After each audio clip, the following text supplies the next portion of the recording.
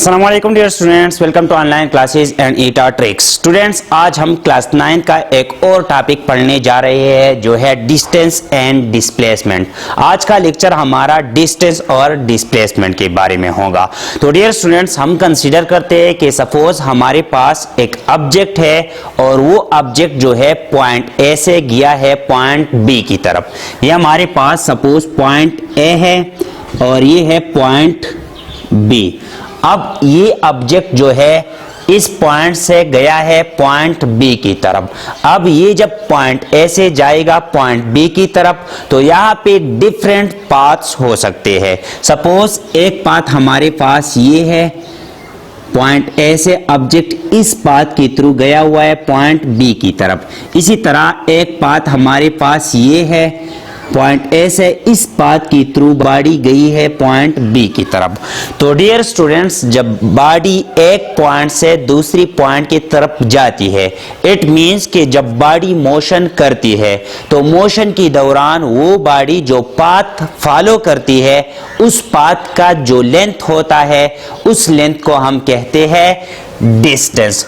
इसलिए यहाँ पे अगर इस पाथ का लेंथ हम निकालें तो ये इस बॉडी का डिस्टेंस हो जाएगा इस पाथ के थ्रू। अब जब बॉडी इस पाथ के थ्रू जाएगी तो यहाँ पे डिस्टेंस हमारे पास इस पाथ का लेंथ होगा। तो इसलिए हम डिस्टेंस को इस तरह डिफाइन कर सकते हैं कि the path followed by a body during its motion. Motion के दौरान बॉडी जो पाथ फॉलो करती है उस पाथ को हम कहते हैं डिस्टेंस, या उस पाथ का जो लेंथ होता है वो हमारे पास होता है डिस्टेंस। इसलिए डिस्टेंस का डेफिनेशन लिख लेते हैं कि the length of path followed by a body is called distance. The length of path followed by a body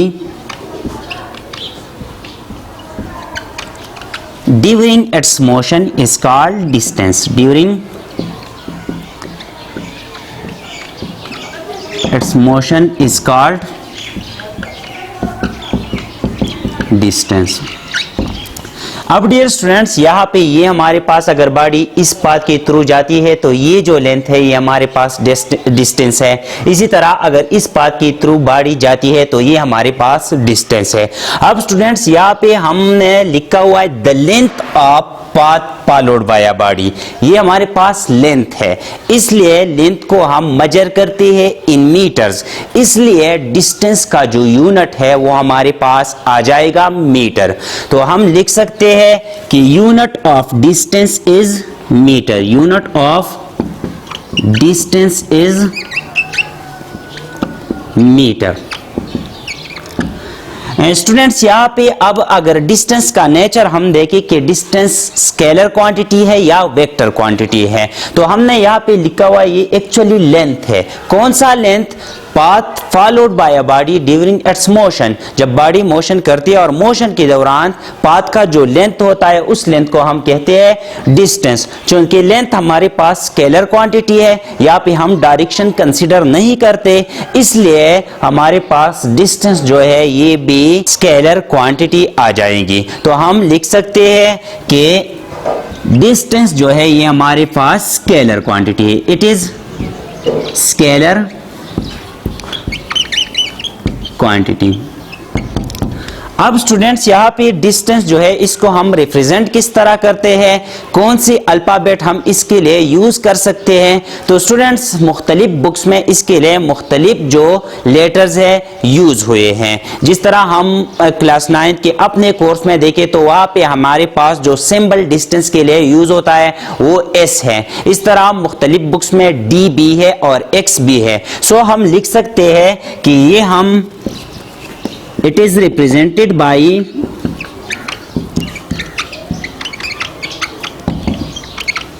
S, X और D। हम इसको S से भी रिप्रेजेंट कर सकते हैं, x से भी रिप्रेजेंट कर सकते हैं और d से भी रिप्रेजेंट कर सकते हैं।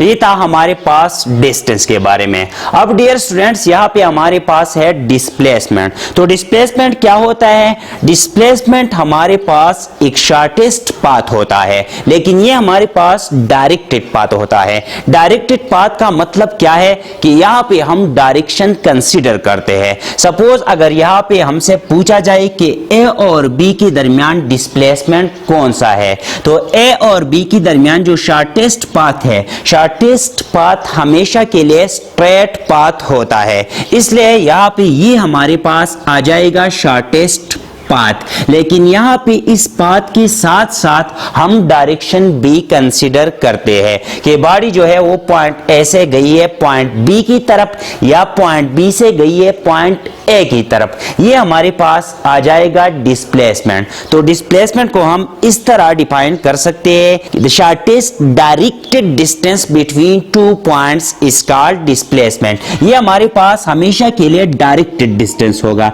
डायरेक्टेड डिस्टेंस मींस यहाँ पे हम डायरेक्शन कंसीडर करेंगे कि पॉइंट ए से बी की तरफ गई है, या पॉइंट जो है कि बॉडी जो है वो ए से बी की तरफ गई है या बी से ए की तरफ गई है। तो इसलिए यहाँ पे हमारे पास डिस्प्लेसमेंट का डिफिनीशन आ जाएगा, the shortest directed distance between two points. The shortest directed distance between two points is called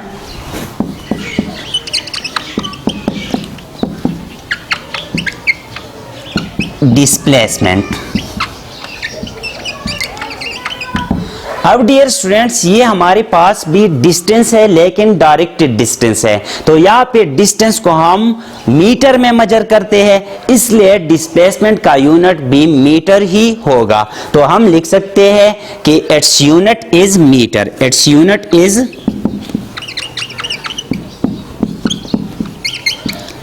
metre.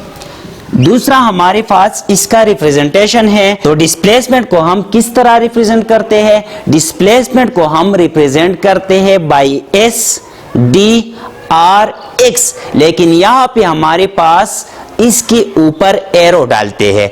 Arrow क्यों डालते हैं? क्योंकि ये हमारे पास वेक्टर क्वांटिटी है। यहाँ पे मैंने आपको बता दिया कि डिस्प्लेसमेंट पे हम डायरेक्शन कंसीडर करते हैं। जब डायरेक्शन होगा तो ये हमारे पास क्या होगा?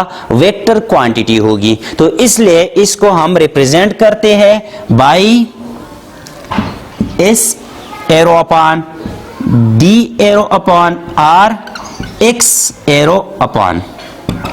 ये हमारे पास इसका रिप्रेजेंटेशन है। और चूंकि ये हमारे पास डायरेक्शन यहाँ पे हम लेते हैं, तो इसलिए ये हमारे पास वेक्टर क्वांटिटी है। ये हमारे पास vector quantity, it is vector quantity.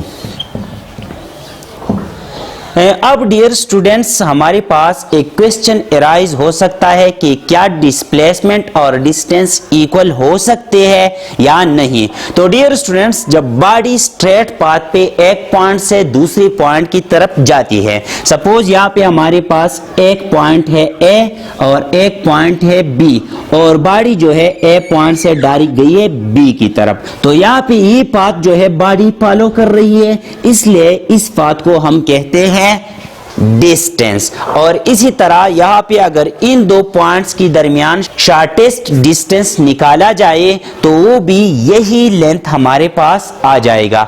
तो इसलिए हम कहते हैं कि जब बॉडी स्ट्रेट पाथ पे एक पॉइंट से दूसरी पॉइंट की तरफ जाती है तो वहां पे डिस्टेंस और डिस्प्लेसमेंट इक्वल होते हैं। यहाँ पे हमारे पास इस केस में डिस्टेंस और डिस्प्लेसमेंट इक्वल होगा। अब स्टूडेंट्स, एक और केस आ सकता है कि क्या ऐसा हो सकता है कि डिस्टेंस हमारे पास जीरो न हो लेकिन डिस्प्लेसमेंट जो है वो जीरो हो। तो यहाँ पे हम क्लोज्ड पाथ कंसीडर करते हैं। ये हमारे पास सर्कल है, बॉडी इस पॉइंट से गई हुई है इस पाथ की थ्रू और इस पॉइंट पे वापस हमारे पास ठहरी हुई है। इस तरह ये हमारे पास एक ट्रायंगल है, बॉडी जो है पॉइंट ए से गई हुई है पॉइंट बी की तरफ और फिर सी की तरफ और सी से वापस ए की तरफ। तो ये हमारे पास क्लोज्ड पाथ हो गया, इसी तरह ये भी हमारे पास क्लोज्ड पाथ हो गया। अब डियर स्टूडेंट्स यहाँ पे अगर आप देखें इनिशियल पॉइंट भी हमारे पास ये है और फाइनल पॉइंट भी हमारे पास ये है, लेकिन यहाँ पे जो इनिशियल पॉइंट है इस पॉइंट से बॉडी सर्कल की थ्रू गई हुई है अपनी बी पॉइंट की तरफ, जो हमारे पास सेम पॉइंट्स है। तो यहाँ पे हमारे पास डिस्टेंस क्या आ जाएगा, यहाँ पे डिस्टेंस इस सर्कल की सरकमपेरेंस की बराबर होगा, the path followed by a body during its motion, ये हमारे पास इसका डिस्टेंस आ जाएगा। लेकिन यहाँ पे अगर हम डिस्प्लेसमेंट की बात करते हैं तो डिस्प्लेसमेंट क्या होता है, ये हमारे पास एक शॉर्टेस्ट डिस्टेंस होता है between the two points, initial point and final point. तो यहाँ पे इनिशियल पॉइंट भी ये पॉइंट है और फाइनल पॉइंट भी यही पॉइंट है, तो दोनों पॉइंट के दरमियान जो शॉर्टेस्ट डिस्टेंस है वो हमारे पास 0 है। यहाँ पे इन दोनों पॉइंट्स के दरमियान शॉर्टेस्ट डिस्टेंस क्या है, 0 है, क्योंकि दोनों पॉइंट्स जो है वो हमारे पास सेम पॉइंट्स है।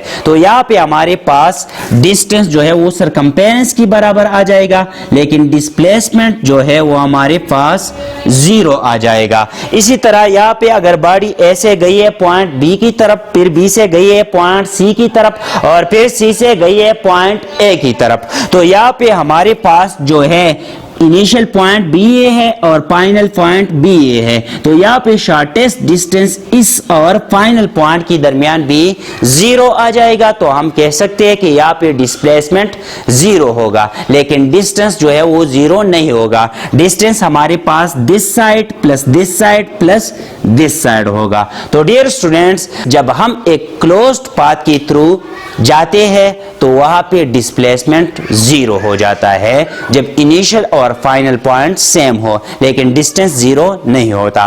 डियर स्टूडेंट्स, ये था आज का हमारा लेक्चर। अगर किसी पॉइंट की समझ नहीं आई हो तो आप कमेंट बॉक्स में पूछ सकते हैं। Thank you all.